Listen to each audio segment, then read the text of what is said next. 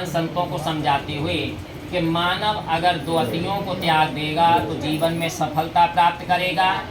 कौन सी दो अतियाँ बतलाएं? पहले, काम राग भोग विलास मौज मस्ती में पड़ा रहेगा तो जीवन में कभी लक्ष्य को प्राप्त नहीं कर सकता, कभी जीवन में सफलता प्राप्त नहीं कर सकता। इसलिए इस अति को त्याग करने के लिए कहा। दूसरी अति बतलाए कि भूखा प्यासा रह करके अपने शरीर को अधिक से अधिक कष्ट दे करके कुछ प्राप्त कर ले, यह भी संभव नहीं, क्योंकि सिद्धार्थ ने अपने पिछले समय में इसका अनुभव किया था। इसलिए भगवान ने कहा मध्यमा पद पदार्थ था गति न, बीच के मार्ग पर चलेगा तो जीवन में सफलता प्राप्त कर सकता है। फिर भगवान ने कहा अपिये विपयोगो दुखो पिये संपयोगो दुखो, संसार में प्रिय व्यक्ति का होना और एक दिन बिछड़ जाना। जितनी गहरी आसक्ति, स्नेह, लगाव, प्यार, चिपकाऊपन व्यक्ति के बिछड़ जाने पर उतना ही भारी दुख होता है जितनी गहरी आसक्ति है। आज हमारे आपके बीच में बाबूजी नहीं रहे, श्रद्धेय उपासक जी बुद्धसेन जी। जब तक वो जीवित थे उनके प्रति हित आसक्ति स्नेह लगाव था, उनके न रहने पर उन्हीं की याद में आज तक क्रंदन विलाप रुदन करते चले आ रहे हैं, दुखी हैं। ये दुख है वर्तमान में, ये सत्य है, लेकिन दुख को भोगने के लिए भगवान ने मना किया था। भोगने का मतलब है कि हम उन्हीं की याद में भूखे प्यासे रात दिन और रोते और चिल्लाते रहेंगे, तो वो तो वापस नहीं आएंगे। अगर ये चलन ऐसा चला रहा होता, रुदन विलाप रुदन से वापस आया करते, ये चलन चला रहा होता, लेकिन ऐसा संभव नहीं। लेकिन भूखे प्यासे रोते और चिल्लाते रहेंगे तो वो व्यक्ति उस स्टेज पे पहुंच जाएगा जहां यहाँ तीन बंद लोग पहुंच गए हैं। इसलिए भगवान कहते हैं धैर्य धारण ढांढस वाणी, वर्तमान में ये दुख आया है, ये हमेशा के लिए नहीं रहेगा। थोड़े समय थोड़े दिन बाद इस परिवार से दुख भी जाता रहेगा, फिर परिवार में सुख आएगा। सुख का भी भगवान ने भोगने के लिए मना किया था, क्योंकि अथा संपत्ति सुख आनंद भोग लेने के बाद अंत में दुख में बदल जाता है। इसलिए भगवान कहते हैं चाहे तो दुख आए चाहे सुख आए, भोगने में नहीं लग जाना चाहिए। सत्य को स्वीकार करें, इस वर्तमान में दुख आया है लेकिन ये हमेशा नहीं रहेगा। थोड़े समय थोड़े दिन बाद इस परिवार से ये दुख भी जाता रहेगा और फिर सुख आएगा। सुख भी हमेशा के लिए स्थायी नहीं है, वह भी थोड़े समय थोड़े दिन बाद जाता रहेगा। ये अनवरत चलता चला आता है मानव के जीवन में, कभी दुख कभी सुख, कभी दुख कभी सुख। हमको धैर्य धारण ढांढस बांधना चाहिए, क्योंकि समय परिवर्तन प्रकृति का नियम है, बदलता रहता है, क्षण भंगुर है, नित्य कुछ भी नहीं, सब अनित्य है। इस तरीके से समझ सकते हैं जैसे तेज वेग तूफान आंधियां जब आते हैं, पतेल का तिनका वेग के साथ झुक जाता, वेग शांत हो जाने के बाद वही पतेल का तिनका पुनः खड़ा हो जाता है। इस तरीके से हम और आपका जीवन है, इसमें भोगने में नहीं लग जाना चाहिए।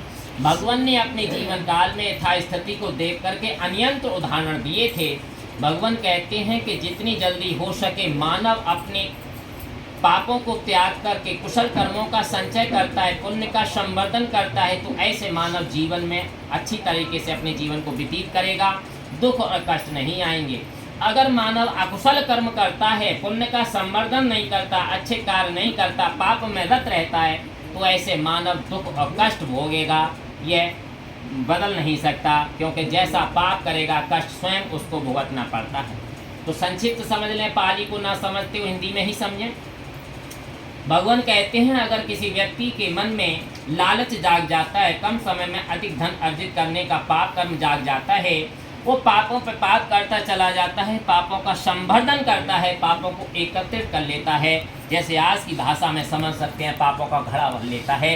लेकिन भगवान ने उदाहरण दे करके बतलाया था, जैसे बैलगाड़ी आप लोग देखता, बैल के पैर के पीछे पीछे गाड़ी चलता चला जाता है, चाक लीक बाई लीक पैर के पीछे पीछे चलता चला जाता है। इसी तरीके से पापी के पाप उसके पीछे हो लेते हैं, और एक दिन समाज शासन के द्वारा जब पकड़ा जाता है तो सलाखों के पीछे होता है, उसे अपना ऑटोमेटिक पहला पाप याद आ जाता है, मैंने यह गलती ना की होती तो आज मैं सलाखों के पीछे ना आ रहा होता। इसलिए भगवान कहते हैं जितनी जल्दी हो सके पापों को त्याग दें।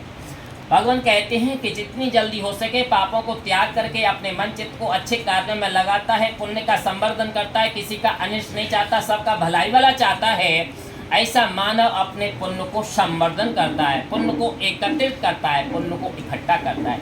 ये बार बार मैं अपने शब्द से पुण्य शब्द कह रहा हूँ। ये उस मानव जो पुण्य को अर्जित करता है, उस मानव की सुरक्षा कवच का काम करता है, प्रोटेक्ट करता है, उसकी रक्षा करता है, जो पुण्य का संवर्धन करता है। सावधान होकर के समझें, जो पुण्य में अपने मन चित्त को लगाए रखता है वो पाप से बचता है। जो मानव पुण्य में रत नहीं रहता वो पाप की ओर अग्रसर हो जाता है, पाप उससे होंगे, बच नहीं सकता।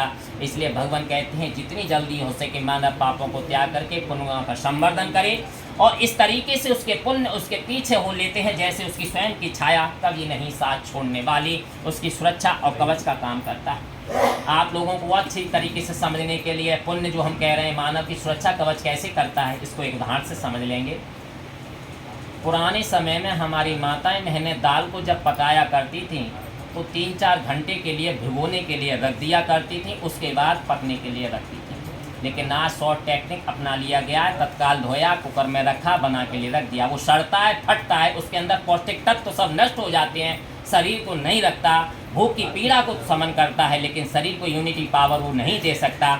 ऐसे ही हमारे मेवा के अंदर होता है, चाहे तो बादाम हो, काजू इत्यादि हो, अगर हम इसे खाएंगे तो शरीर में गर्मी तो देगा लेकिन शरीर को ताकत नहीं देगा, क्योंकि प्रकृति ने उसके अंदर सुरक्षा कवच दिया है।